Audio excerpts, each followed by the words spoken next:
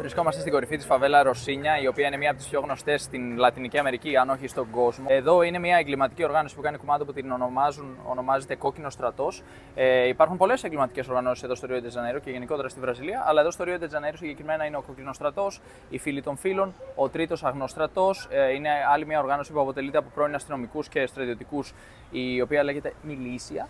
Και ανάλογα με το μέρος υπάρχει άλλη εγκληματική οργάνωση. Σε κάποια μέρη υπάρχουν και κάποιες ντόπιες, κάποιες τοπικές. Ο Κόκκινος Στρατός είναι μια από τις πιο δυνατές, από τις πιο ισχυρές οργανώσεις εδώ στη Βραζιλία. Δηλαδή βρίσκεται σε πάρα πολλές πολιτείες, αν όχι σε όλες, μάλλον όχι σε όλες ακόμη, αλλά είναι πάρα πολύ δυνατή οργάνωση.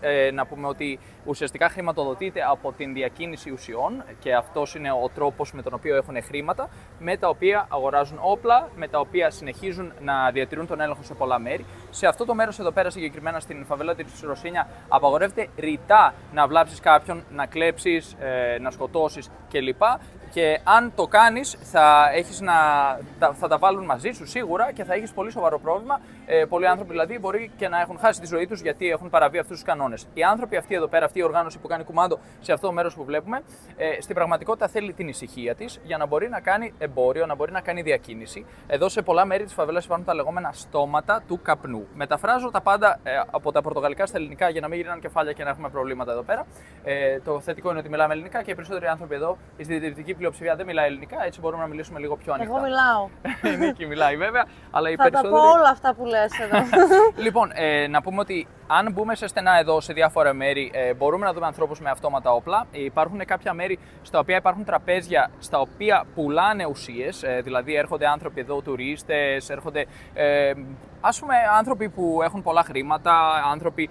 Για να καταλάβουμε λίγο πώς λειτουργεί όλο αυτό, χρηματοδοτούνται αυτοί οι άνθρωποι από τους ανθρώπους οι οποίοι αγοράζουν αυτές τις ουσίες. Συχνά οι άνθρωποι που αγοράζουν τις ουσίες είναι παιδιά πολιτικών, διάσημοι, άνθρωποι με πολλά χρήματα εδώ της Βραζιλίας. Δεν είναι οι ντόπιοι κάτοικοι της φαβέλας που χρηματοδοτούν αυτούς τους ανθρώπους, γιατί αυτοί οι άνθρωποι εδώ πέρα στη φαβέλα δεν βγάζουν πολλά χρήματα, ζουν μια ταπεινή ζωή, συνήθως δεν έχουν καμία σχέση με όλο αυτό. Δηλαδή το 99% ας πούμε της φαβέλας είναι απλοί άνθρωποι που κάνουν τη δουλειά τους και κοιτάνε τη δουλειά τους, θέλουν την ησυχία τους, δεν μπλέκουν με αυτά τα πράγματα. Παρ' όλα αυτά υπάρχει ένα 1% ή λιγότερο που κάνει αυτό το εμπόριο. Υπάρχουν λοιπόν αυτά τα τραπέζια και πηγαίνουν άνθρωποι και αγοράζουν εκεί πέρα. Συνήθως δίπλα στα τραπέζια, συνήθως δίπλα στα τραπέζια υπάρχουν κάποιοι άνθρωποι που κρατάνε όπλα και έτσι προστατεύουν ας πούμε, το εμπόρευμα.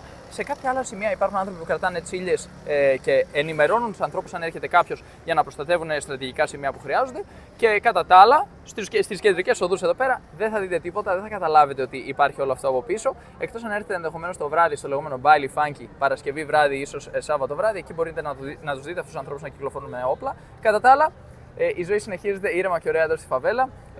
Χαίρομαι πάρα πολύ που πέρασαμε μια εβδομάδα εδώ πέρα, μου άρεσε πάρα πολύ η εμπειρία μου. Εύχομαι σε όλους όταν επισκεφτούν το Ρίο ντε Τζανέιρο να έρθουν εδώ λαμβάνοντας υπόψη όλα αυτά που είπα, χωρίς να σοκαριστούν αν δουν κανέναν άνθρωπο με όπλο εδώ και εκεί. Άμα δεν τους πειράξετε, δεν θα σας πειράξουν, μην τους τραβήξετε βίντεο και αν θέλετε, πάτε να φάτε κάπου, στηρίξτε την τόπια οικονομία, πιείτε και κάτι, γιατί είναι πολύ καλό να βοηθάμε τους ντόπιους ανθρώπους εδώ πέρα να στηρίζουμε την οικονομία και να δίνουμε το παρόν.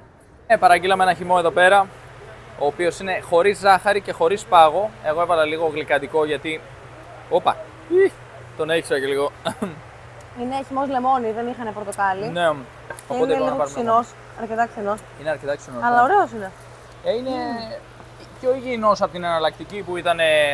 Πώς το λένε, πούπα, ναι. Όταν συνηθίζεις να πίνεις κάτι που δεν έχει καλή γεύση, δεν σου αρέσει. Και μετά σου αρέσει τα υγιεινά. Τέλεια λοιπόν. Εκπαίδευση.